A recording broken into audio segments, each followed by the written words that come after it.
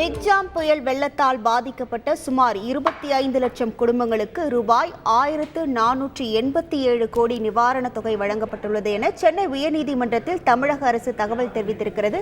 விவரங்களோடு இணைகிறார் நமது செய்தியாளர் சுரேஷ். வணக்கம் சுரேஷ். எந்த வழக்கின் விசாரணையின் போது தமிழக அரசால் இந்த தகவல் தெரிவிக்கப்பட்டிருக்கிறது? விவரங்கள் என்ன? வணக்கம்.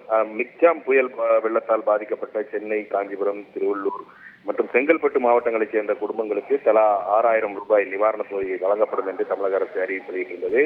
இந்த நிவாரணத் தொகையை ரொக்கமாக வழங்குவதற்கு பதிலாக வங்கி கணக்கில் செலுத்த வேண்டும் என்ற கோரிக்கையுடன் சென்னை உயர்நீதிமன்றத்தில் வழக்குகள் தாக்கல் செய்யப்பட்டிருந்தன.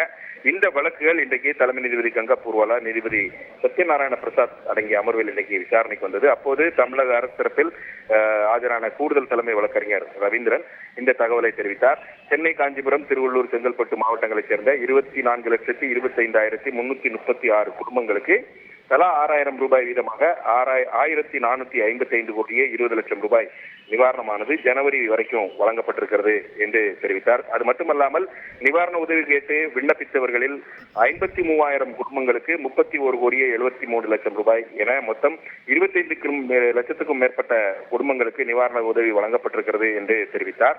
இதை பதிவு செய்து கொண்ட நீதிபதிகள் நிவாரணம் வழங்கப்பட்டது தொடர்பான முழுமையான அறிக்கையை தாக்கல் செய்ய தமிழக அரசுக்கு உத்தரவிட்டு விசாரணையை ஏப்ரல் 17ஆம் தேதிக்கு தள்ளிவிட்டிருக்கிறார்கள். உங்கள் முழு விவரங்களுக்கு நன்றி சுரேஷ்.